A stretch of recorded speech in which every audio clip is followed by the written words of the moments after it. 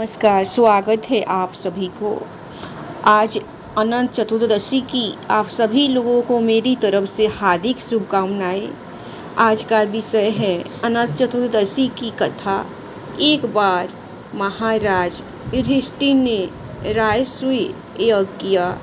उस समय यज्ञ मंडप का निर्माण सुंदर तो था ही, अद्भुत भी था।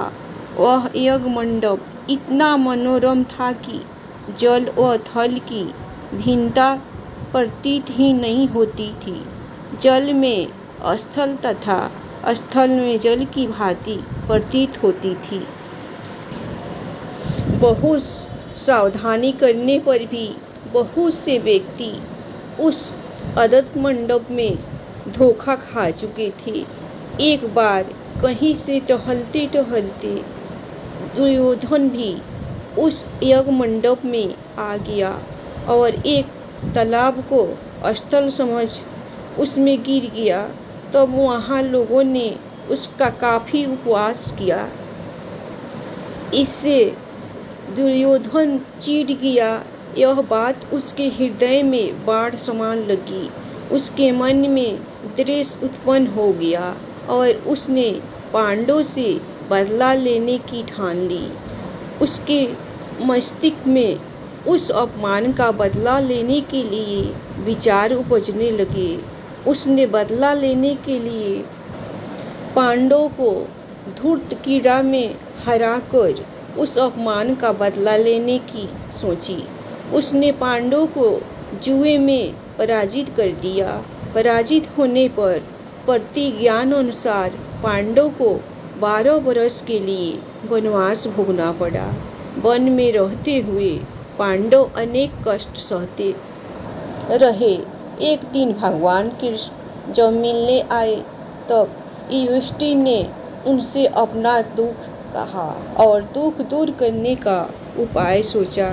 तब श्री कृष्ण ने कहा, हे युधिष्ठिर, तुम विधिपूर्वक अनंत भगवान का व्रत करो। इससे तुम्हारा सारा संकट दूर हो जाएगा और तुम्हारा खोया राज्य पुनः प्राप्त हो जाएगा।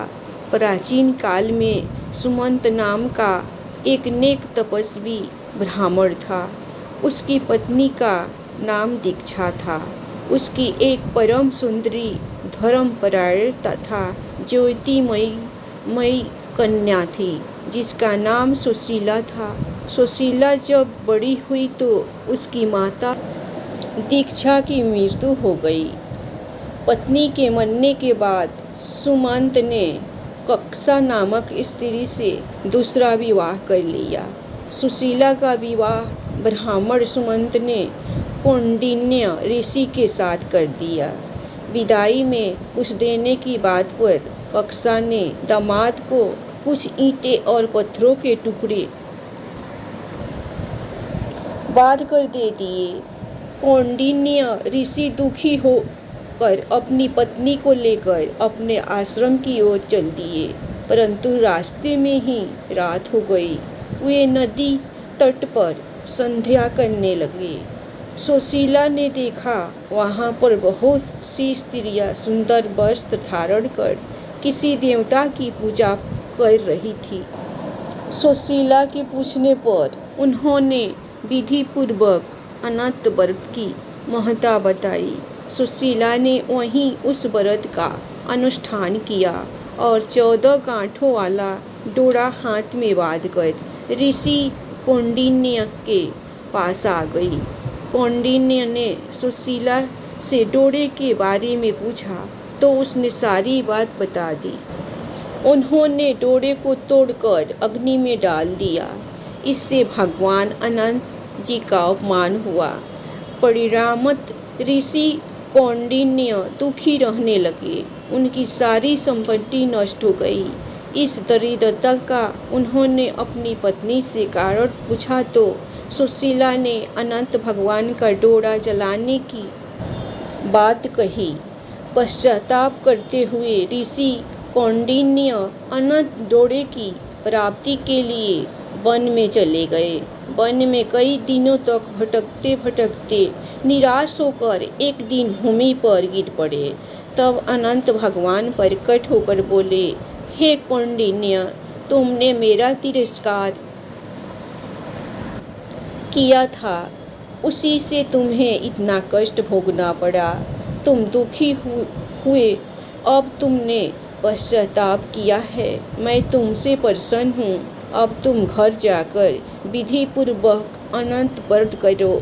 14 वर्ष पयत व्रत करने से तुम्हारा दुख दूर हो जाएगा। तुम धन धान्य से संपन्न हो जाओगी। कौंडिन्य ने वैसा ही किया और उन्हें सारे क्लेशों से मुक्ति मिल गई। श्री कृष्ण की आज्ञा से युधिष्ठिर ने भी अनंत भगवान का व्रत किया, जिसके प्रभाव से पांडव महाभारत के युद्ध में विजयी हुए तथा चिरकाल तक राज करते रहे। धन्यवाद। कहानी आप लोगों को पसंद आए तो आप लोग अनंत भगवान के लिए लाइक सब्सक्राइब दिल खुलकर जरूर कीजिएगा, क्योंकि आज बहुत बड़ा व्रत है हम हिंदुओं का। हमेशा खुश रहिए, अपना ख्याल रखिए।